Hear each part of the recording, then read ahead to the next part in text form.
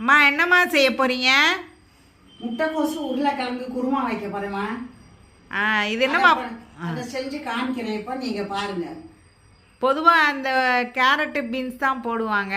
நீங்கள் அது நான் இப்படி போடுவேன். இதில் இன்னும் கூட நான்வெஜ் கூட சின்ன நெஞ்சு எலும்பு போட்டால் இன்னும் சூப்பராக இருக்கும். அது எனக்கு ஒத்துக்கிறது இல்லை. அதனால நான் வெறும் முட்டைக்கோசும் உருளைக்கிழங்கு மட்டும் போடுறேம்மா. சரி சரிங்க. அதுக்கு என்னென்ன வேணும்னு சொல்கிறீங்களா? இந்த பாருங்க,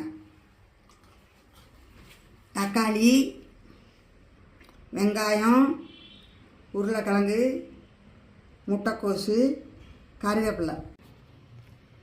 சொல்லுங்கள். மிளகாத்தூள் 1 டீஸ்பூன், மல்லித்தூள் 2 டீஸ்பூன். சொல்லுங்கள். இப்போ எண்ணெய் ஊற்றி தாளிக்க போகிறேம்மா. தாளிக்கும் போது தக்காளி வெங்காயம் எல்லாம் வதக்கி விட்டு முட்டைக்கோசையும் வதக்கி விட்டு எல்லாமே போட்டு மிளகாத்தூள் மல்லித்தூள் எல்லாம் போட்டு நல்லா வேக விட்டுறணும். வேக விட்டுட்டு கடைசியில் தேங்காய் சோம்பு பூண்டு அரைச்சி அதில் ஊற்றிடணும். ஊற்றி இறக்க வேண்டியதாக. முதல் சோம்பு போட்டு தாளிக்கணும். வாங்க பார்க்கலாம். இப்போ காமிக்கிறேன். எவ்வளோ எண்ணெய் ஊற்றுறீங்க? ஒரு சின்ன ஸ்பூனுன்னா ஒரு 4 டீஸ்பூன் ஊற்றணுமா. பெரிய டேபிள் ஸ்பூன்னா 2 ஊற்றணும். நான் 2 டீஸ்பூனில் தான் 2 ஊற்றிருக்கணும். 4 ஊற்றிருக்கேன். இந்த காயெல்லாம் வதங்கணும்ல, தக்காளி வெங்காயம். கொஞ்சோண்டு சோம்பு போட்டுக்கிறேம்மா. சொல்லுங்கள். இந்த சோம்பு போடுறேன். சோம்பு போட்டோன்னே வெங்காயம் போட்டுறோம். கறிவேணும் சோம்பு. தூள் போடுறேன்.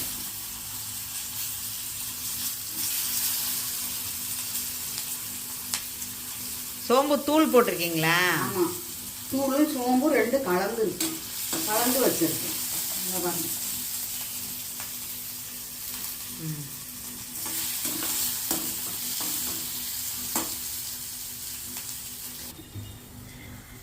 வெங்காயம் வதங்கிடுச்சு.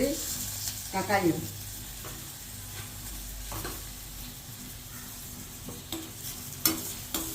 கருவேப்பிலை தக்காளி எல்லாம் போட்டாச்சுமா. நான் வதக்குறேன்.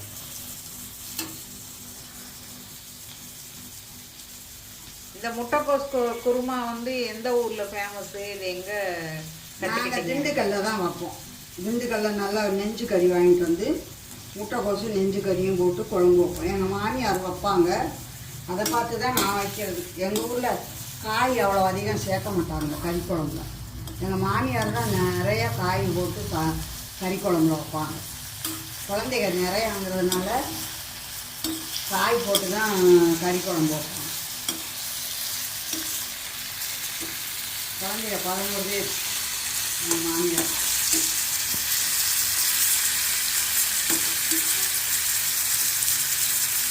தக்காளி நல்லா வணங்கணுமா. முட்டைக்கோஸ் தக்காளி நல்லா முண்டமாக தெரிஞ்சாலும் நல்லா தான் இருக்கும்.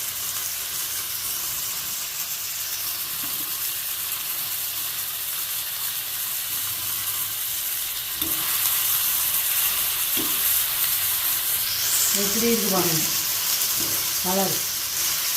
இதுதான் இருக்கும் குருமா.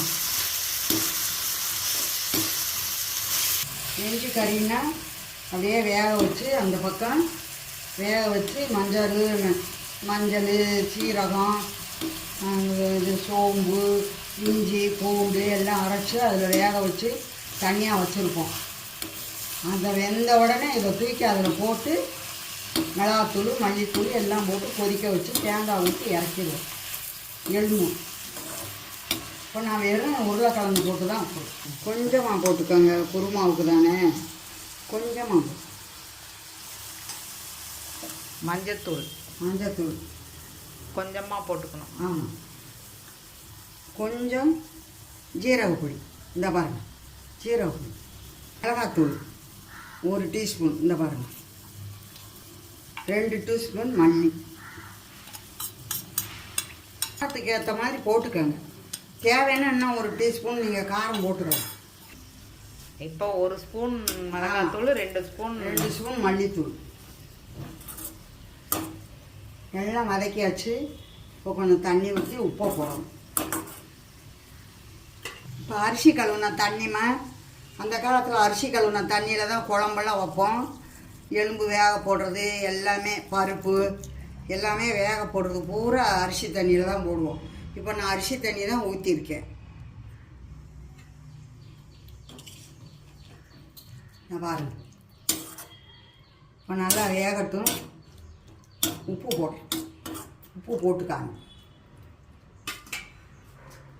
போடுறேன். அப்புறம் டேஸ்ட்டு பார்த்துக்கிட்டு உப்பு போட்டுக்கலாம்.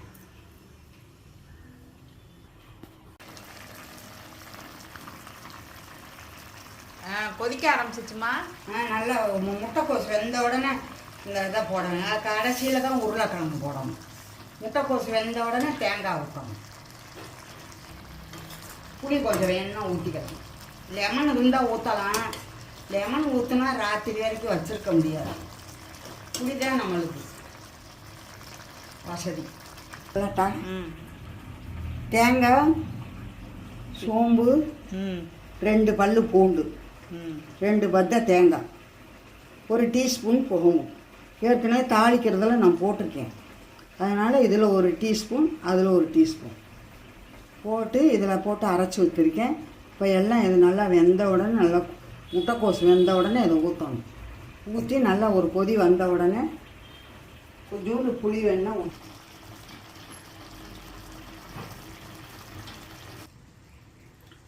கொஞ்சோண்டு புளி. வெந்துருச்சா முட்டைக்கோசு? வெந்துருச்சு. இந்த பாருங்கள், 1 கை புளி. அது வேக இந்த புளி வாசனை போக சரியாக இருக்கும், கரெக்டாக இருக்கும். ரொம்ப தண்ணி சுண்டி போயிடும் ரொம்ப. இதுக்கு கரம் மசாலா பொடி இதெல்லாம் போடலாம். நான் போடுறது சோம்பே போடும். கரம் மசாலாலாம் கிடையாது. இஞ்சி பூண்டு பேஸ்ட்டு அதெல்லாம் எதுவுமே இல்லை. ஈஸியான குருமா. ஆமாம். முட்டைக்கோசு வெந்துருச்சா? வெந்துருச்சுமா. போடு. இப்போ உருளைக்கிழங்கு போட்டு உருளைக்கிழங்கு போட்டு இந்த மசாலாலாம் சேரணும்.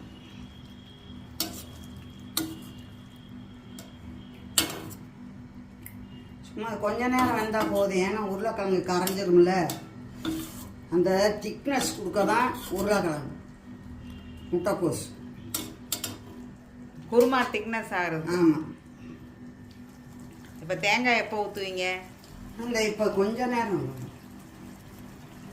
இந்த கிழங்குல கொஞ்சம் மசாலா ஏறணும்ல. தேங்காய் ஊற்றி கொஞ்ச நேரத்துலேயே நம்ம இறக்கிடுவோம்ல கொதி வந்த உடனே. ஊற்றுறோமா?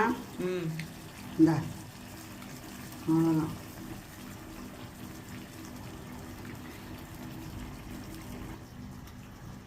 தண்ணி ஊற்றணும். கொஞ்சம் இந்த குருமா கொஞ்சம் தண்ணியாக தான் இருக்கணும், ரொம்ப கெட்டியாக இருக்கக்கூடாது. அதுக்கு தண்ணி ஊற்றுறீங்க? ஆமாம், அதுக்கு தான் இப்போ தண்ணி ஊற்றுறேன். சரி, இது இட்லி, தோசை, சப்பாத்தி எல்லாத்துக்குமே சாப்பிடும். பூரி எல்லாத்துக்கும் சரியாகும். ஆனால் கொதி வரணும். நல்லா இருக்கும், சூப்பராக இருக்கு. பாருங்க, இப்போ பாருங்க, சூப்பராக இருக்கு. அந்த பூண்டு வாசனை, சோம்பு வாசனை. கொஞ்சம் கொதி வரட்டும் பாருங்க. அப்போ அதே தண்ணியாக வந்துடும். காஞ்சிருச்சாமா? காஞ்சிருச்சு. அவ்வளோதான், இறக்க வேண்டியது தான். கொத்தமல்லி போட்டு அது கிண்டி காமிங்க. இருங்கம்மா. சூப்பராக இருக்கேம்மா. அதான் குருமா. பாருங்க, ஊற்றிக்கிற மாதிரி தான் இருக்கணும். ரொம்ப கெட்டியாலாம் இருந்தோம்னா அது கூட்டு மாதிரி ஆயிடும். அதனால தான் நான் இப்படி வச்சுருக்கிறேன். இது குழம்பு எல்லாமே, தோசை, சாப்பாடு எல்லாத்துக்குமே ஊற்றிக்கலாம். இந்த பாருங்க, இந்த உருளைக்கிழங்கோடு இருக்கு பாருங்க.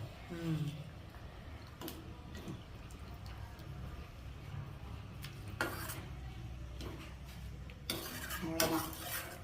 கொத்தமல்லியை போட்டு இறக்க வேண்டியதுதான்.